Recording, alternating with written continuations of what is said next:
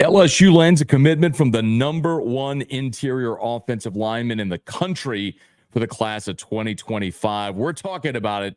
We're locked and loaded, ready to go. Let's get it. It's Locked on LSU.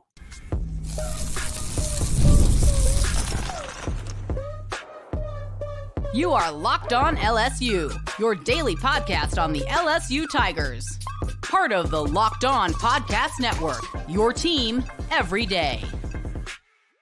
Okay, let's get it. It is Locked on to LSU. I'm your host, Matt Moscona. Thanks for making us your first listen every single day. We are free, available wherever you get your podcasts, and of course on YouTube, part of the Locked On Podcast Network. And today's episode is presented by Gametime. Download the Gametime app, create an account, use the code Locked on College, one word, Locked on College, for $20 off your first purchase. Terms and conditions apply.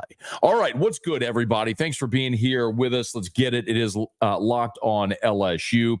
Brian Kelly, Brad Davis land another massive prospect for the class of 2025. It's Carius Curne, the number one interior offensive lineman in the country, as stated by On3. I can look at all the different metrics, and there's a variety of different sites that you want to look at. But if you want to go by any of the national recruiting services, if you want to look at On3 or Rivals or 247 or ESPN, any of them, they all think very highly of Carius Curne.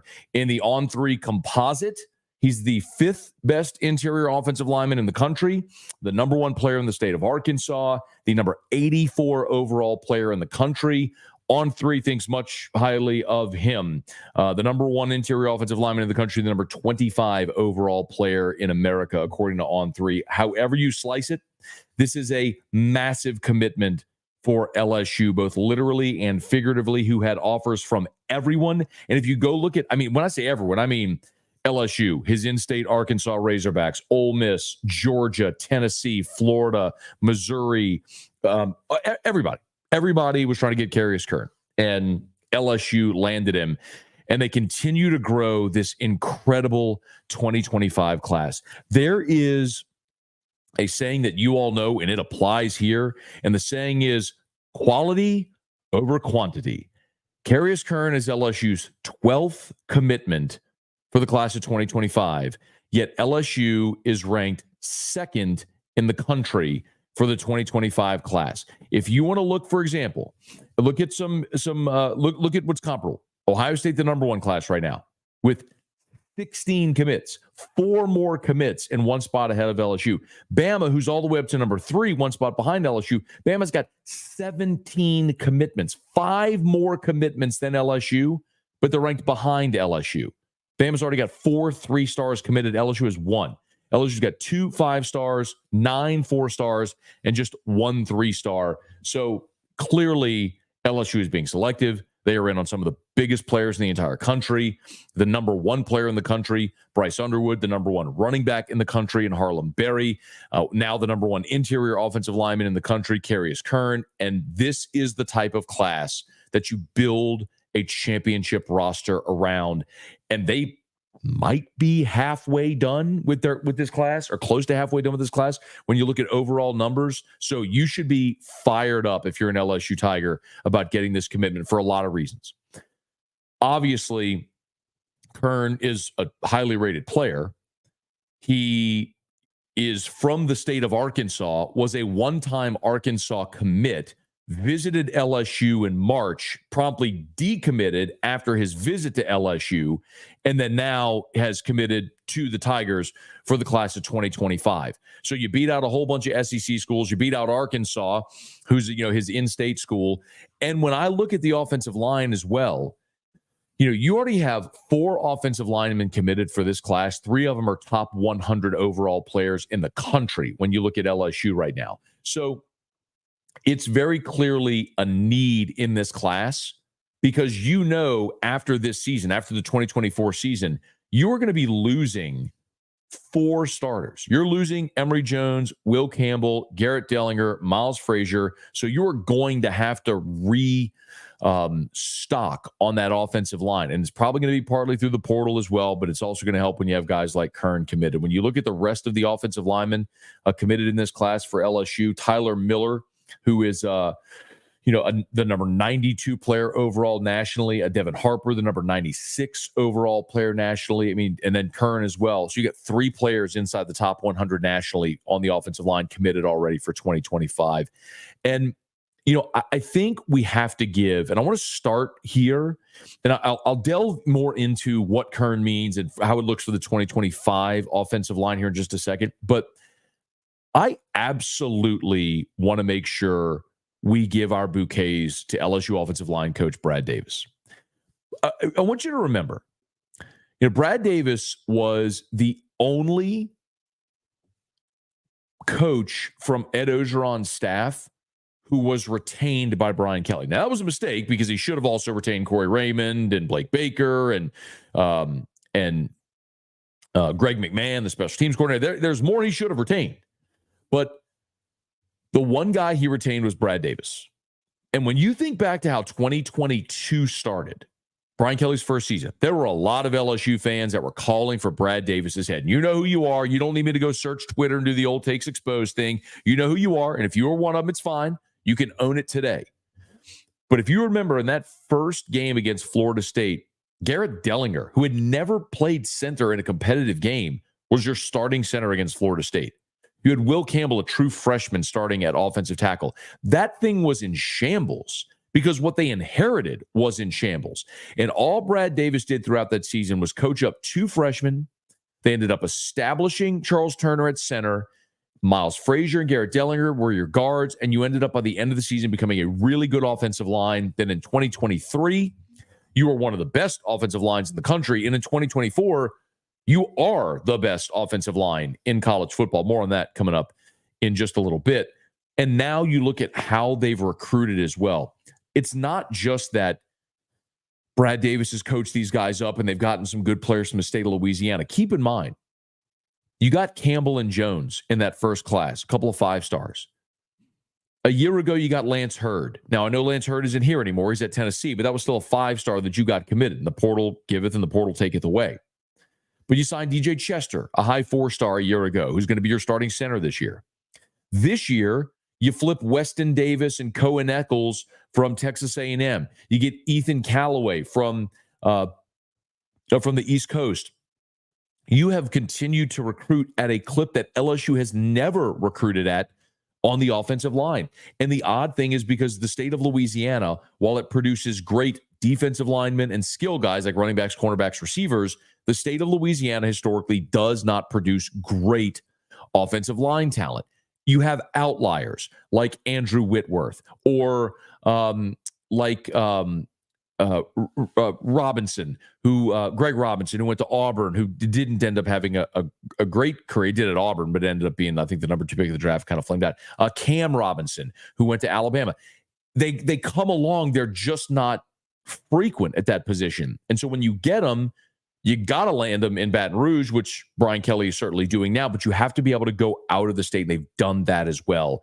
And they are building up a monster offensive line. The day Brian Kelly got hired, his introductory press conference, I remember going on air and we talked about it. The 2 positions that Brian Kelly has pumped into the NFL more than any other, tight end, offensive line. And you've seen that manifest and continue to manifest during his time here. And a giant reason is Brad Davis. And he deserves so much credit for it. So now that Brad Davis has gotten Carius Curne, the 4th offensive line committed this class, it is certainly fair to wonder and look right now to say, okay, what does the 2025 offensive line look like when this great group in 2024 moves on? So we'll get to that here as we continue, and we're thrilled to have you aboard with us. We do have a good bit of offensive line talk, but why not on a day like this? So we'll get to it as we continue. I want to talk about what the 2025 offensive line will look like with that class, with Curne and the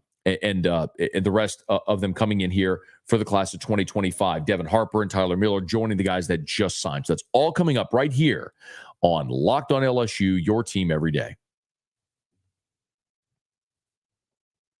Today's episode is brought to you by Gametime. Man, you know what's so impressive about this? Some of my favorite memories as a kid are going to the ballpark with my dad. And I remember it must have been 1989 or 1990, we made the drive over I-10 to the Astrodome to watch the Cubs who came in town to play the Astros. 1998, I remember my dad, my brother, and my buddy and I drove up to Chicago, and we went to Wrigley to watch the Cubs play. There's just nothing like being at a big league ballpark, drinking a cold beer if you're of age, smelling the grass, hearing the crack of the bat, the pop of the mitt. The sights, the sounds of baseball are just unlike anything else. And there's just nothing quite like being at the ballpark. And Gametime makes that happen. Gametime is an authorized ticket marketplace of Major League Baseball, which makes getting tickets faster and easier. Prices on Gametime app actually go down the closer it gets to first pitch. They always have killer last-minute deals, too. All-in prices, views from your seat at their lowest price guarantee. Gametime takes the guesswork out of buying MLB tickets. So, download the Gametime app. Do it right now. One word, Gametime. Download the Gametime app. Create an account. Use the code LOCKEDONCollege. One word, LOCKEDONCollege for $20 off your first purchase. Terms apply. Again, create an account. Redeem the code LOCKEDONCollege. LOCKEDONCOLLEGE. Locked on College for $20 off. Download the Gametime app today. Last minute tickets, lowest price guaranteed.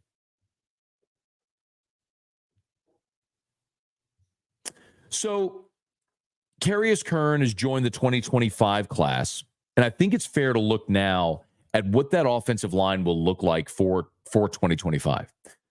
Remember, we all have every right to be very excited about this offensive line. I'm not trying to put the cart before the horse because I think one of the reasons the 2024 LSU Tigers have a chance at great success offensively, despite losing your OC, your Heisman winning quarterback, and 2 first-round picks at receiver, is because everything starts with that offensive line.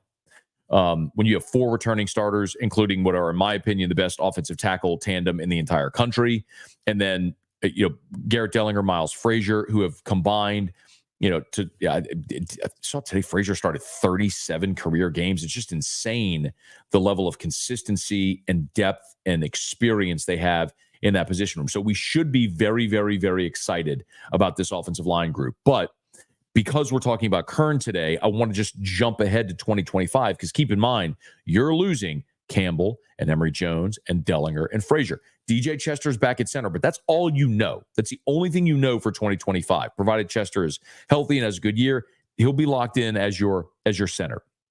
The real question is, what happens after that? Now, listen, there are some talented young players that we've seen really grow. I mean, one guy that I've gotten to go watch, practice at LSU the last 2 years, who has maybe developed the most is Beau Bordelon. Beau Bordelon runs as the number 2 offensive tackle, left tackle behind Campbell. But I would suggest that if, in fact, anything ever happened, knock on wood, to Campbell, that Emory Jones would kick over and play left tackle because he's capable. He's just not playing left tackle because you got the best left tackle in college football playing over there. So, Bordelon could be a guy.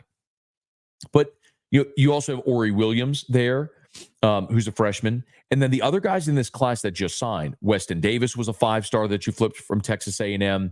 Ethan Callaway is a freshman as well that you got from the East Coast. My point is, just at your tackle spot, those guys that I just mentioned, and that's not even considering some other guys who have been around like Kyrie Lee, who have, Tyree Adams, athletic guys that could kick out and play tackle if they grow. But the thing about a place like LSU, especially in a position group like that, is if by year 3 you're not playing, it's probably not going to happen. Because when you recruit at the clip LSU does, you've got 2 more recruiting classes behind you of elite level prospects looking to take your job. That's why guys like Charles Turner or Lloyd Cushenberry staying and waiting and then finally playing in year 4 and 5, it's an outlier because typically you've got the next young stud coming behind him that takes those reps in that job. So that could very well happen. And I think the portal is an absolute probability a year from now with the offensive line. You're losing 4 starters. And all the guys that I just mentioned who have tremendous upside. None of them are likely to play a lot this year, barring injury or something unforeseen, which none of us want to see. But you are going to have to hit the portal like you did when Brian Kelly came here and went and got Miles Frazier. Miles Frazier had been a freshman All-American. He had started for 2 years, and you got a guy with some experience. That's likely what LSU will do again, to throw someone with experience into the mix to see if they can win a starting job, or do these really talented blue chip young guys win a starting job. But Curne is interesting because I just mentioned, look, Eccles can certainly play on the inside, and Eccles probably projects, Cohen Eccles projects as a center. As a matter of fact, in spring ball this year, Cohen Eccles is running as your number 2 center behind DJ Chester. So, when I look at the offensive tackles, Callaway and Weston Davis, Ori Williams certainly could be there. I mentioned Kyrie Lee. Those all could be guys that win. But when you look at the interior of the offensive line, I don't know that I see plug-and-play guys that have been waiting their turn that are absolutely going to fit in and take a job, which means Carius Curne could come in and be a starter as a true freshman.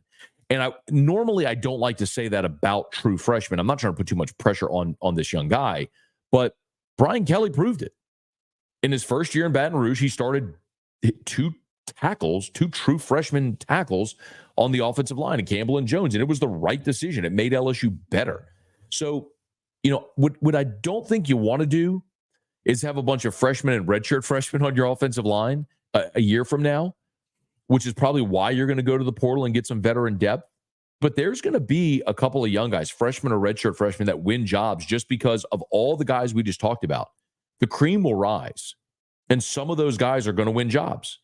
And it might very well be Carius Curne who could win a job on the interior. Keep in mind, if it's one of the guard spots, DJ Chester would be returning in 2025 as your starting center. And let's say hypothetically you get an experienced tackle out of the portal. Well, boom, if Curne's your guy, you could put him between an experienced center, experienced tackle, which takes some of the burden off of him as well. So, the one other thing that the other seed I'll plant here is the idea that the 2024 fall camp, meaning what's coming up next month, in about 6 weeks or so, 7 weeks, when LSU reports for fall camp, that is going to be, to me, so imperative as we look to what the 2025 offensive line will be like, at least as they go into spring with an idea of who's playing where. Because who your starters are, and ultimately what you're going to try to find out this year is, after your first 5, who are numbers 6, 7, and 8? What if somebody on the offensive line at guard turns an ankle? Who's the next guy in? What if Chester goes down? Who's the next guy in? Or you're blowing somebody out. Who do you get the reps? Well, that's going to be very telling who number 6, 7, and 8 on the offensive line are this year as to what they feel going into next year. And you're going to start to get those answers in fall camp, because you're going to have a plan for when the season starts against USC. If somebody turns an ankle, who goes in? We got to know that.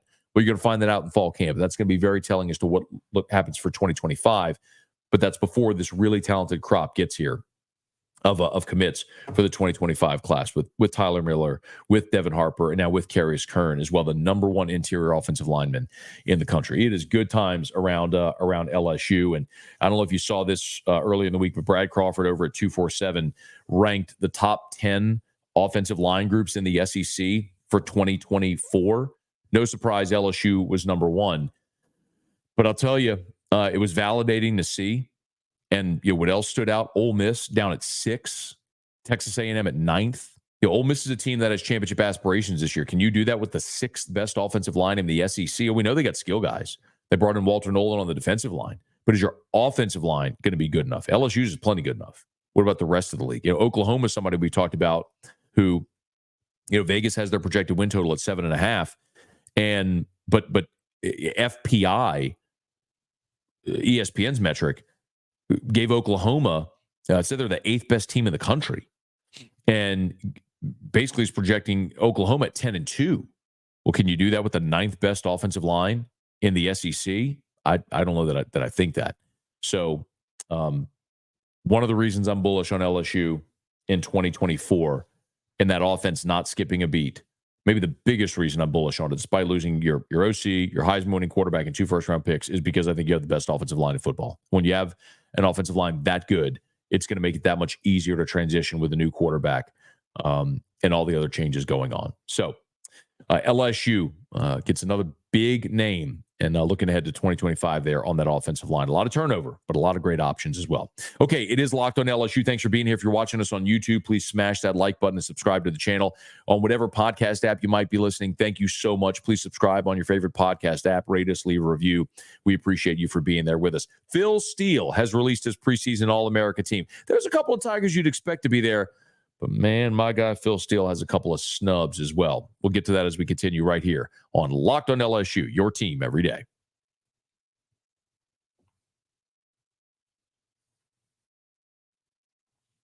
All right, I love Phil Steele. Full disclosure.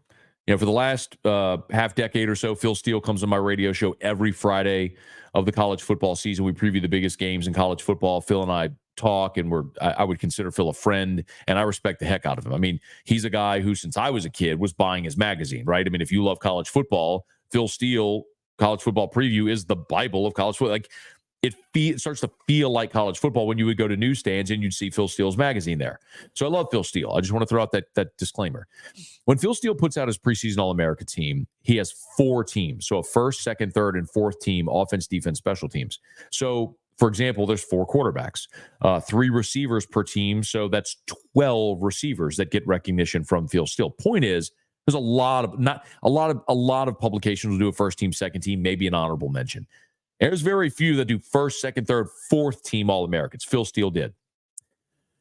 And Phil Steele, no surprise, has Will Campbell as a first-team offensive All-American and Harold Perkins as a first-team defensive All-American. That probably goes without saying. 2 of LSU's best players, 2 players projected in basically everybody's first-round mock drafts for next year, 2 players that, if they stay healthy, will have great seasons and will go on and become extremely wealthy young men, and we'll wish them all the best, and we hope they have great seasons this year. What surprised me is after Will Campbell and Harold Perkins on their respective first teams, Phil Steele had 0 more LSU players. None. And look, it's just a list. It's one man's opinion. It's a very highly respected opinion. And I think Phil Steele does awesome work. But I don't know how you can have 4 All-America teams and not have Emory Jones there, when every single mock draft has Emory Jones as a teens or a 20 pick. To not have him on any of your 4 All-America teams is questionable. And then the other one I would tell you that was a little head-scratching was omitting Kyron Lacey. Now, there's 3 receivers on each All-America team, meaning 12 receivers are on. Or do you think Kyron Lacey by the end of this season will be one of the 12 best receivers in college football? I do. Now, I also have the benefit of having watched Kyron Lacey at LSU the past few years and having watched him in spring ball this year, where he was just absolutely unstoppable, unguardable. Like, he's the next great one, and I think everybody's going to see that. But maybe it's just a little hard to project with Kyron Lacey because, unfortunately, he was just in the shadows behind 2 first-round draft picks. But he's got the size at 6'3", 212 pounds. And yes, a year ago, Kyron Lacey had just 30 catches for 558 yards. He did have 7 touchdowns. But with no Malik Neighbors and no Brian Thomas Jr., Kyron Lacey likely minimum doubles those numbers. I would expect him to have at least 60 catches and 1,000 yards next year. And if he does that, again, minimum 60 catches, 1,000 yards. And if he does that, Kyron Lacey will not only be on all conference teams, but will be on a lot of All-America teams as well. I don't know that I could feel really good about picking anybody else other than Jones and Lacey. Remember, if you want to add someone to an All-America team, means you have to take someone off as well. And I don't know that I could confidently speak about the rest of college football to know who should come off of a list to put another player on. There's certainly no safeties or corners or linebackers aside from Perkins that should be on any All-America team. Nobody on LSU's defense. And offensively, we can be really excited about what Caleb Jackson may be. We could be excited about the depth at receiver and watching some of these young guys get their opportunity. But I think the rest of it was pretty well justified. The other big takeaways I had, and this strays a little from LSU, but it's more SEC. Carson Beck is the first-team All-America quarterback. That surprises me. In fact, the first four All-America quarterbacks were Beck, Jalen Milroe, Dylan Gabriel at Oregon, and then Quinn Ewers at Texas. I would have Quinn Ewers as my first-team All-American quarterback. I think Carson Beck is a really good player. I think he certainly benefits from the level of talent at Georgia, and we'll see. Jalen Milroe is a total mystery to me. I watched Jalen Milroe play last year where he is a dynamic athlete, but he is not a dynamic thrower of the football. Just look at the game Jalen Milroe had against Michigan in the national semifinal out in the Rose Bowl, where he threw for 116 yards. You play an elite defense, and that's what happens. He's a great athlete, and he makes plays down the field because his receivers are open by 10 yards. But I don't know that I believe Jalen Milroe is the guy that's going to lead Alabama to any great heights this year. I think Alabama is going to be a very good team, a 9-3, 10-2 type team. But I do not believe that Alabama is a college football playoff team. And I don't believe Jalen Milroe is an All-American quarterback. Surprised me a lot to see that. Clip it. Maybe I'll be dead wrong. We'll circle back and see at the end of the season, but that surprised me. Also surprised me that the only other Alabama players were Dante Lawson, second-team linebacker, and Malachi Moore, the fourth-team safety. So you had Parker Brailsford and Graham Nicholson on the second team. On the first team, Parker Brailsford at center, the Washington transfer. And then Graham Nicholson is the place kicker who also transferred in. So it'll be curious to see how this season unfolds with so much turnover. But Phil Steele's voice is respected, and a couple of Tigers were honored with Will Campbell and Harold Perkins. But a lot probably have something to prove after having seen those preseason All-America teams by Phil Steele and some notable snubs for the LSU Tigers. Okay, y'all. It is Locked On LSU. We're glad to have you aboard with us here. And I want to remind you as well, before we get out, that Locked On has launched the first ever national sports 24/7 streaming channel on YouTube. Now it's also available on Amazon Fire TV and the free Fire TV channels app. Locked On Sports Today is here for you 24/7, covering the top sports stories of the day with local experts of Locked On, plus our national shows covering every league. Find Locked On Sports Today now available on the free Fire TV channels app. Okay, y'all, that's going to do it for this episode of Locked On LSU presented by Gametime. Do us a favor, whatever podcast app you're on, subscribe, rate us, leave a review. If you're watching on YouTube, smash that like button, subscribe to the channel. We appreciate you for being there as well. Until next time, it is Locked On LSU, your team every day.